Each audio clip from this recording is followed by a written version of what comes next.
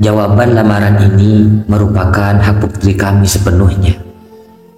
Oleh karena itu, jawabannya saya serahkan kepada putri kami. Assalamualaikum warahmatullahi ta'ala wabarakatuh. Jangan lupa bersyukur, tersenyum, dan bahagia.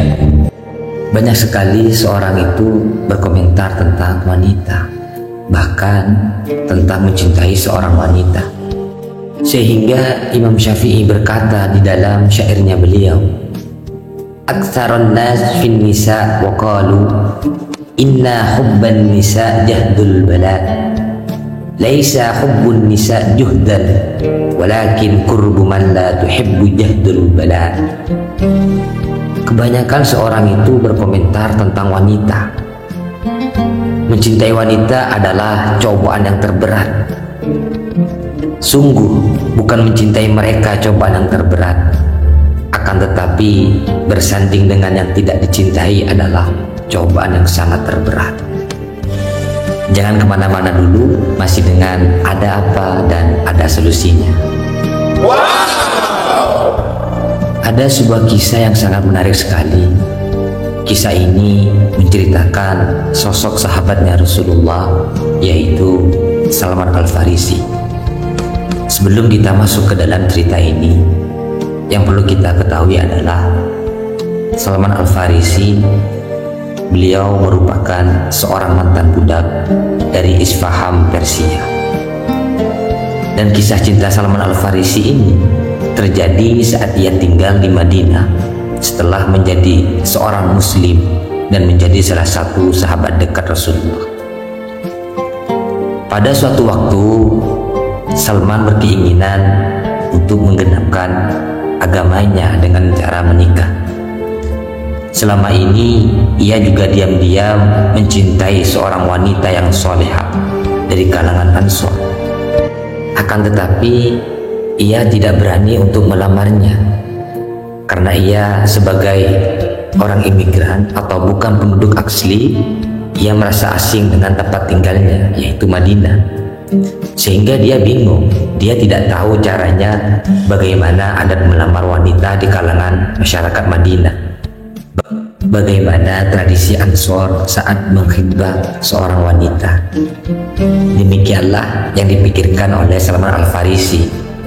Beliau tak tahu menahu mengenai budaya Arab. Tentu saja kan, beliau tidak bisa sembarangan tiba-tiba datang mengkhitbah seorang wanita tanpa persiapan matang. Pada saat itu Salman Al-Farisi sangat kebingungan karena belum tahu ciri khas atau tata cara melamar di daerah tersebut. Singkat cerita, Salman pun kemudian mendatangi seorang sahabatnya yang merupakan penduduk asli Madinah, yaitu Abu Darda. Beliau bermaksud meminta bantuan Abu Darda untuk menemaninya saat mengkhitbah wanita impiannya. Mendengarnya, Abu Darda pun begitu girang. Subhanallah walhamdulillah, ujarnya begitu senang mendengar sahabatnya berencana untuk menikah. Ia pun memeluk Salman Al-Farisi dan bersedia membantu dan mendukungnya. Setelah beberapa hari mempersiapkan segala sesuatu, Salman pun mendatangi rumah sang gadis dengan ditemani Abu Darda. Keduanya sangat gembira. Setiba di rumah wanita solehah tersebut, keduanya pun diterima dengan baik oleh tuan rumah.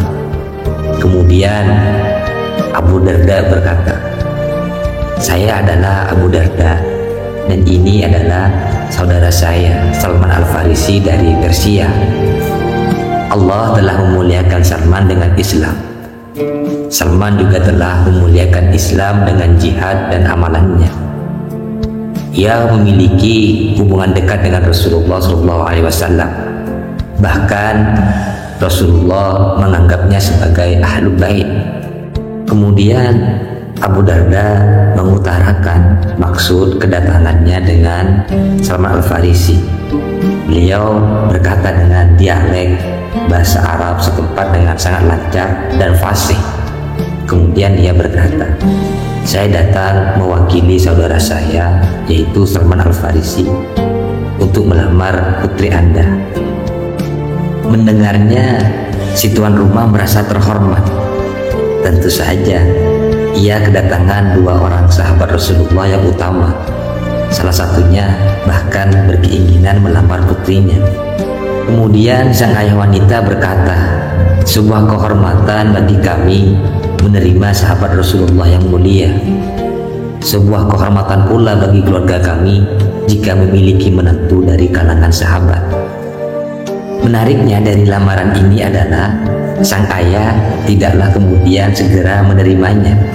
Seperti yang diajarkan oleh Rasulullah, ia harus bertanya pendapat putrinya mengenai lamaran tersebut. Meskipun yang datang adalah seorang sahabat Rasulullah, sang ayah tetap meminta persetujuan dari putrinya. Jawaban lamaran ini merupakan hak putri kami sepenuhnya. Oleh karena itu, saya serahkan kepada putri kami, ujarnya kepada Abu Darda dan Salman Al-Farisi. Kemudian sang ayah pun memberikan isyarat kepada istri dan putrinya yang berada di balik hijab. Rupanya putrinya telah menanti memberikan pendapatnya mengenai pria yang melamarnya.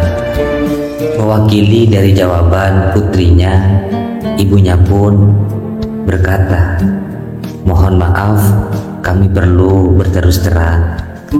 Katanya membuat Salman dan Abu Darda tegang menanti jawaban.